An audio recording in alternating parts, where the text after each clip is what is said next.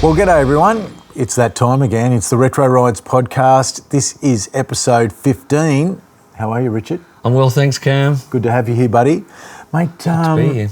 Yeah, there's been quite a bit going on. We've just come off the back of Bathurst, the Gold Coast 500, Oscar couple of Grand Prix, some Grand Prix, bit of motorsport. Bit of motorsport stuff happening out there. Let's go to the news. I'll tell you what, wasn't the Bathurst 1000 a cracker race? Well, certainly a cracker finish. It's the best one I've watched in probably, well, aside from Chaz Mostert sort of passing Win-Cup when he ran out of fuel. 2014 or 16, as a Ford guy, it's probably the best one I've seen in over 10 years. I mean, that wet weather just added a whole lot of drama. Yeah. I got to say, I felt sorry for Golding. He shoved it up the inside. It sort of looked like the door was open. Yeah. I mean, most people would have done it, then it closed off, but he got a penalty. But, geez, they all drove well too. But man, there's so many penalties now, in that sport. Yeah, I guess they're trying to be consistent and they're trying to have something. But you've got to let people race. 5 laps to go with Bathurst on the line, a kid that's never even won a race before, let alone Bathurst. You're going to have to expect he's going to have a crack, and I'm glad he did. But it's a shame. But with those young guys just having a crack. They were just all having a crack. They're all having a crack. It was just fantastic. It was really, really good. I was in my chair. I was cheering. So it was great to see the Bathurst 1000 have a good result the last couple of years. Well, and an exciting race because the last couple of years have been a little bit processional. Yeah, processional, boring would be another word. Yes. But there you go. And I guess the other news sort of, the big news and the sad news, and we've written about it on the story on the site like many have, is the passing of Gary Rogers. Yeah, Gary Rogers, V8 Supercar team owner, racer in his own right. But the list of drivers that came through GRM is like a who's who of supercars. That's right. Jamie Whincup, Jason Bargwanna, Garth Tander, James Moffat, to name a few. I'm probably missing some obvious later guys. McLaughlin, Oh, of course, McLaughlin. Yeah, in the Volvo. Just phenomenal.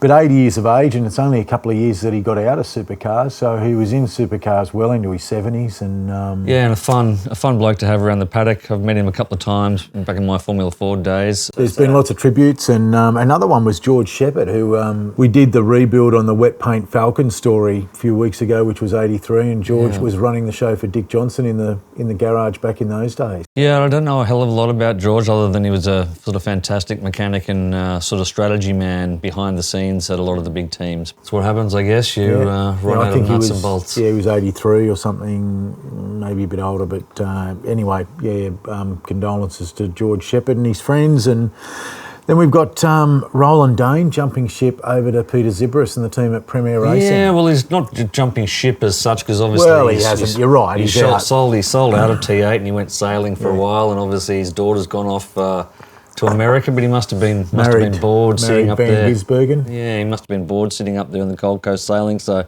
he's come back to that team as team principal for next year. So I think we're going to see a big shake-up next year. We're going to have a couple of Toyotas on the grid. I did get a chance to talk to Peter Zibris out. He was out at the day I was at Eastern Creek doing that green stuff story, and the man is very serious about supercars and being more than just a competitor, but he also spoke about how tough it is. It is extremely competitive and tough, and so I think you're just looking for any edge that you can, and when you've got someone like Roland Dane floating around, that sort of experience, throw some money at him. Which reminds me too, there was, speaking of throwing money around, there's a good doco on at the moment about Erebus team and Betty Clemenco behind the scenes there, which sort of charts the challenges they had with Davey Reynolds, who was on a 10-year deal and suddenly left, and then obviously all the dramas with Kostecki and Barry Ryan. So that's on YouTube. It's worth a look if you're a fan of those types of things. Yeah, I'll take a look at that. I'm a big fan of Betty, actually. She almost had another cracking year as well with Bathurst. So, she's very close. They were right in the mix. So, a lot going on. Do we talk about Oscar and his 1-point championship lead, or we just let I think we don't say too much about it. We just pray. I don't understand what happened in Mexico. Suddenly they're within milliseconds of each other every single session for the whole of the year, and then suddenly, he's 8/10 off and struggles in the race and is 30 seconds behind. I don't know what's going on. Well, we've still got a few races to go. Yeah, it's sort of a clean slate, isn't it now? So let's hope the pressure's off and he can just race. Mate, and the natural thing you think of when you think of F1 to talk about next is the Mitsubishi Magna. It is. Yeah. It is. Mitsubishi with a fantastic heritage in Formula One, of course. Well, the Magna. All the Magna. The Magna. You know, Mitsubishi Magna. Well, they celebrated the 40th anniversary of the Mitsubishi Magna down in Adelaide. Lo and behold, 150 enthusiasts turned up with to, their mint to celebrate Magnas. with their mint Magnas. Liquid hot Magna.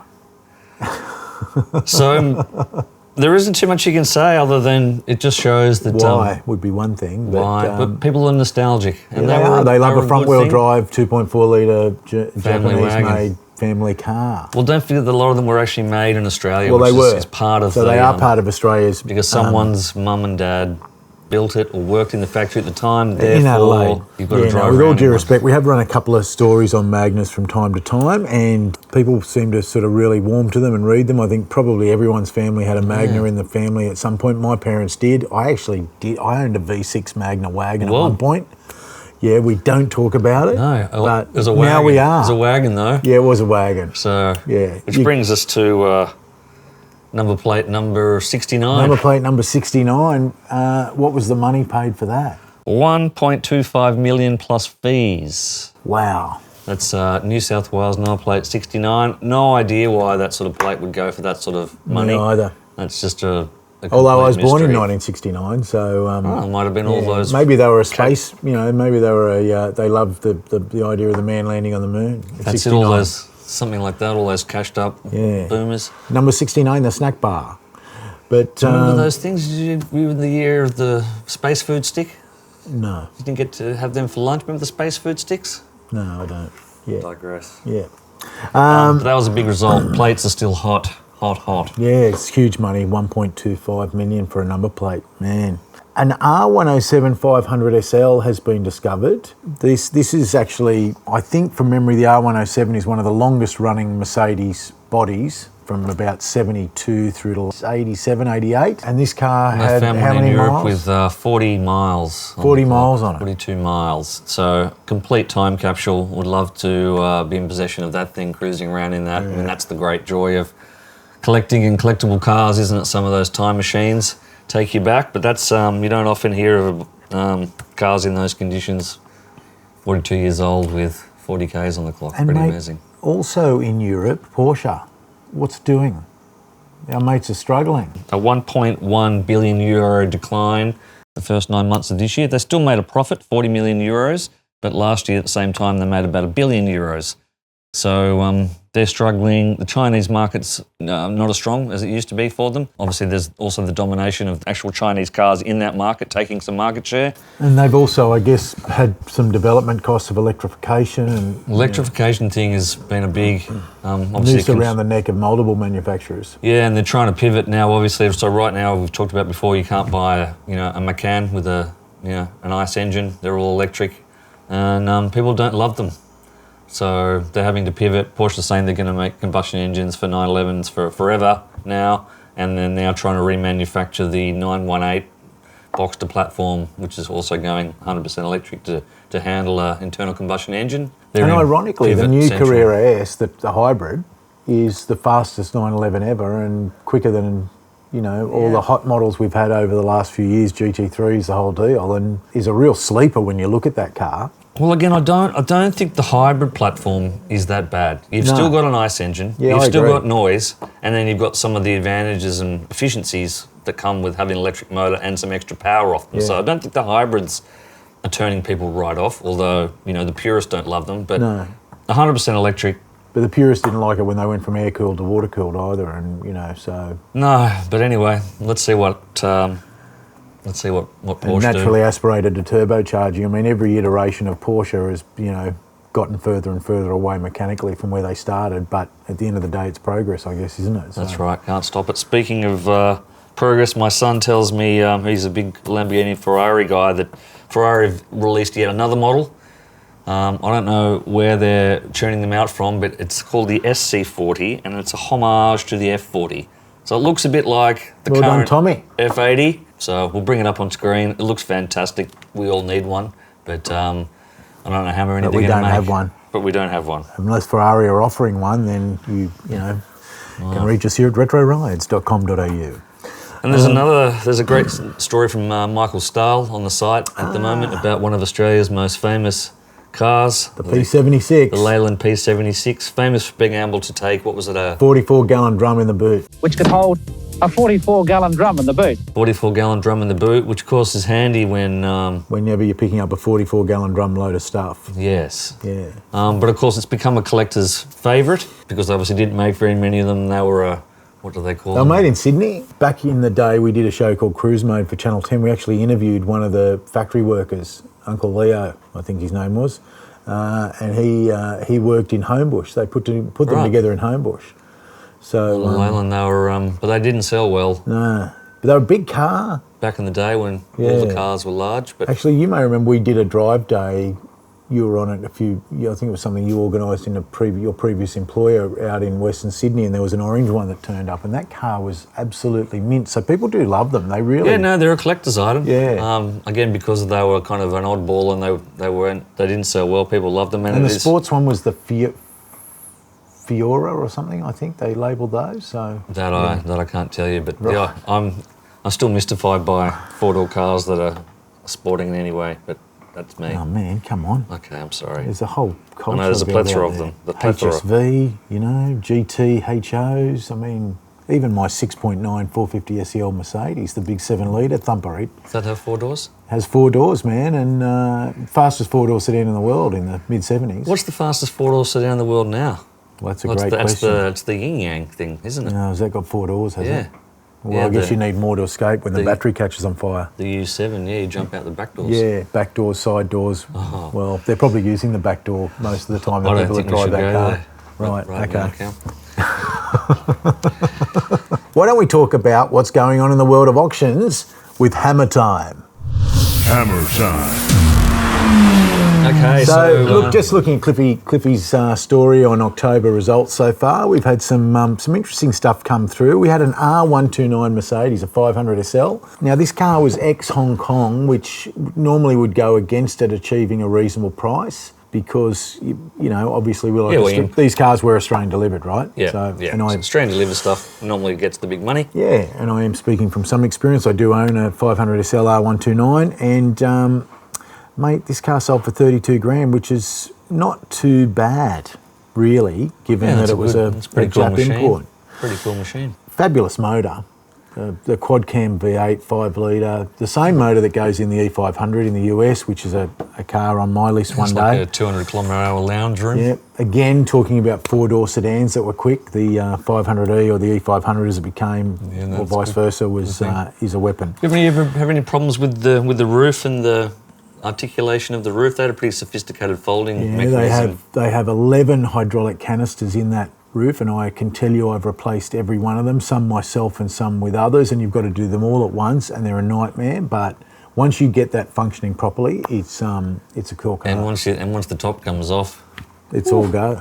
Yeah, there's no holding it back. Say no more, ladies.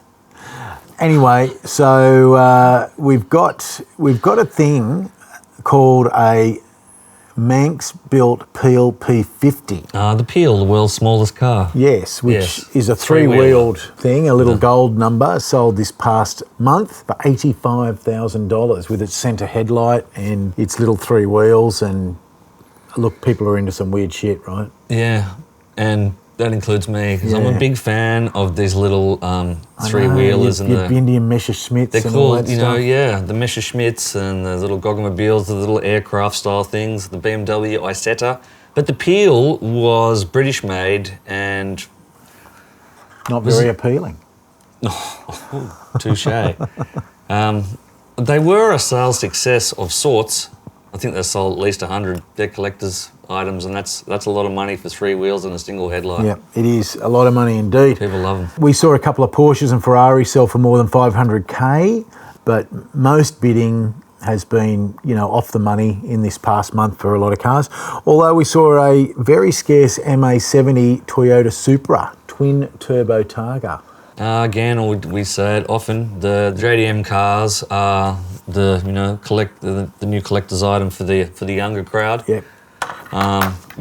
Pretty good looks, pretty reasonable performance, You can work on them yourself. The parts are reasonably cheap. 31 grand for that car. And, you know, it's that same era. Yeah, 30K, entry-level classic, but yeah, a bit of fun. Something you can drive every day if you need to. And obviously famous for being in all the Fast and Furious style movies, so... Yeah, pretty good. What have we got? We got some... we had an Aston Martin, an old car that was owned by Peter Sellers, and the Pink Panther Peter Sellers guy, sold for $176,000. And look at that nice old machine there. What's that? Yeah, the Packard V12 with the aero engine, big V12. Yeah, American. $218,000, and was a no sale at 218 grand. Yeah, I'm going to say the pre-war stuff. What year was that again? That's a 28. Yeah, I'm going to say the pre-war stuff. Pretty fickle market. You need to have something pretty awesome to attract the buyers there. Those guys are.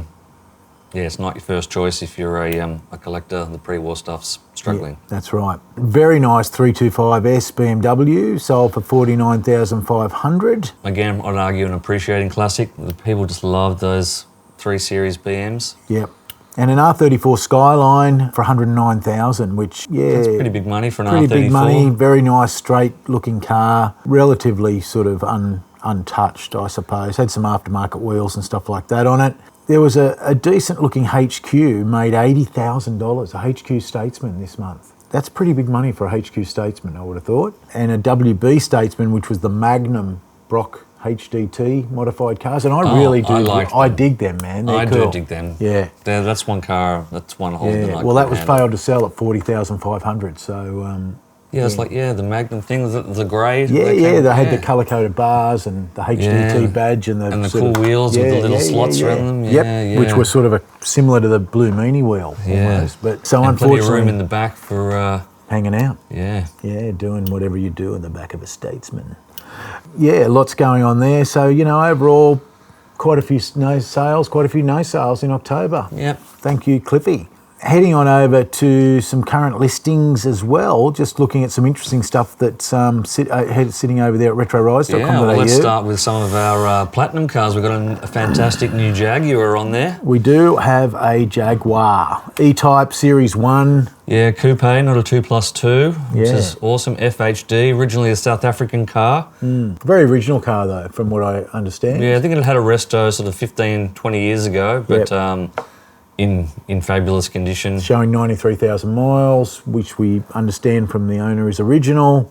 Really nice car sitting over there. Yep, go and take a look. Contact us if you'd like to buy it. Yeah, and then also sitting in the classifieds, a 928 Porsche, 250,000 Ks, right-hand drive. Car's currently located in Victoria. Kind of a nice colour, this car, but look, it is up there in terms of the money for a 928. But I believe it's a very, very, very nice car. So the 928s have always been polarising, let's say, for the Porsche collector. Obviously, the 911s lead the collecting race by a long shot, but the 928s are coming back. People like the V8, they like the Grand Tourer feel, and they're a comfy thing. They're comfy and they sort of look.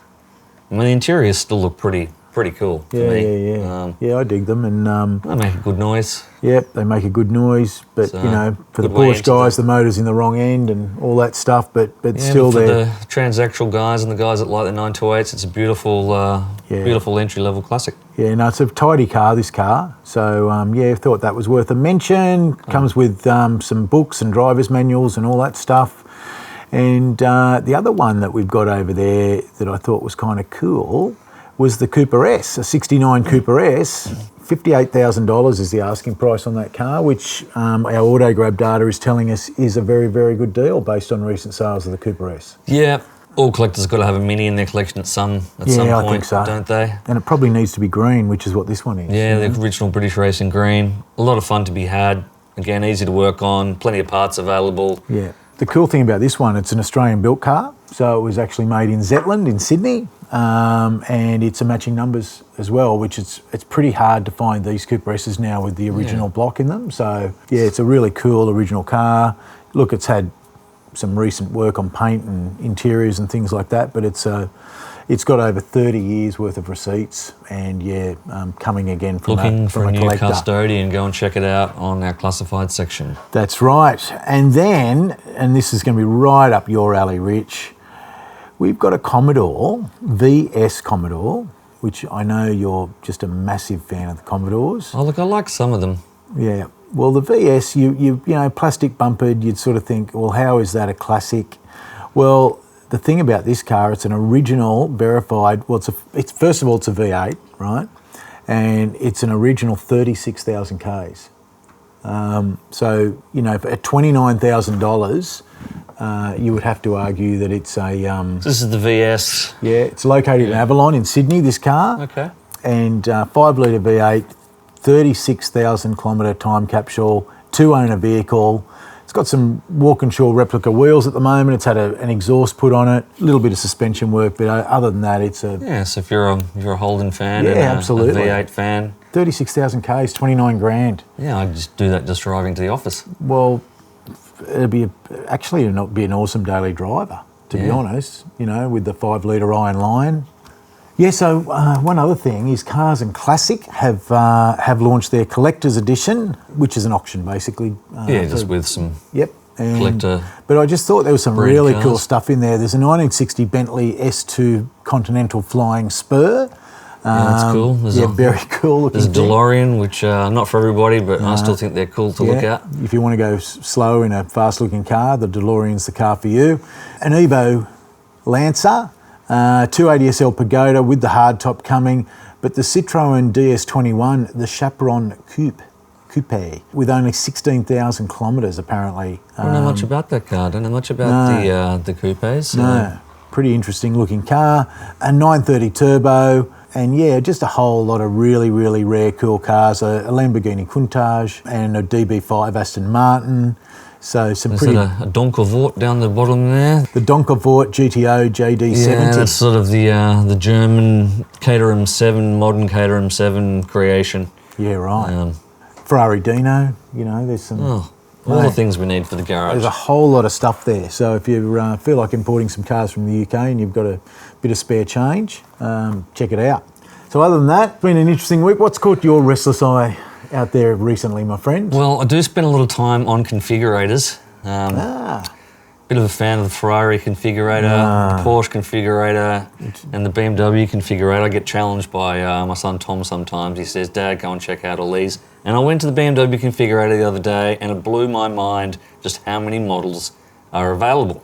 Yeah, right. And it got me to thinking, back in the day, it was pretty easy to identify the sort of halo model. It was the big, like the 7 Series, S-Class. the luxury car, that's right, and it always had the B12 big motors. in the case of the Germans, yeah. That's right, all the tech, and now I was thinking, what's the halo model now? Well, mate, that is a great question. I mean, for God, I just hope they're not saying it's the electric ones. Well, I don't think so. It's more the... I don't think so either. But is it the... I mean, look, they're still... I mean, Mercedes is making a Maybach now, which is still your V12 big S-Class sedan. You know, the Maybach is now the top-range S-Class rather than a standalone product line, really. BMW are still doing their 7 Series. Yeah, but it's not the Halo. But it's not the Halo. You never hear about it. When was the last time you heard a promo for a 7 Series? Well, when's the last time someone bought one? Because obviously people buying SUVs instead, aren't they? Because you get the big 4 seats and you get a bit more carrying space and you get to run over people. I guess that's what M-Class and AMGs are for in terms of the Germans, you know, and I suppose we saw it here with HSV and Holden, that was certainly the more expensive Halo brand for Holden. Yeah. But... Mate, I don't really... I mean, when it comes to Ford these days, they're producing Halo models like you would say the GTD Mustang. They've got more to sporting. Yeah. But it used to really be the big luxury sedan was the Halo, and now it's maybe the sport stuff. So we're... Ford are saying they're coming back to making cars again. So remember, it seems to me like it was only 3 or 4 years ago that Ford said, you know what, we're letting go of... You know, cars, everyone wants an SUV or whatever, and we're going to make sports cars and SUVs and trucks. And now they've just announced that they're going to be bringing back sedans and, you know... And they're also going to make cars. a truck a little bit like the Slate. I don't know if you've seen the startup brand Slate in the States, but Ford's come out, Jim Farley's come out and said he wants to make an affordable, everyday car that can be a pickup or a regular car for 30 grand US. So anyway, and that gets off the subject of halos, but it's a tricky job, I think, for all brands now. I mean, we were talking about Porsche before, about just straddling this whole heritage versus, newness versus, you're trying to keep the heritage, but you're trying to sell new cars and you're trying to create halos. Is it electric? Is it hybrid? Is it speed? Is it luxury? Is it technology? Well, and some of them have been disastrous because we keep coming back to Jaguar, who, I think it's claimed a number of senior executives is the relaunch of Jaguar. Yeah, so a few scalps there. We're not going to see a new Jag for a while, and if we do, it's going to be the Pink Pussycat thing, whatever it is. Yeah. What is that? I don't know, I'm not sure. But anyway, we'll see. All right. Crazy times. Crazy times, but as usual lately, folks, we've got another smash hit, top 10 future global winning song from the Retro Rides team. We're going to leave you with that, and we'll catch you later. The sight's a vibe, it's so sublime. Retro rides, where the legends thrive. Retro rides, keeps the past alive. Oh, listen. I got to have a little bit of a laugh or you cry. Retro rides, yeah, it blows my mind.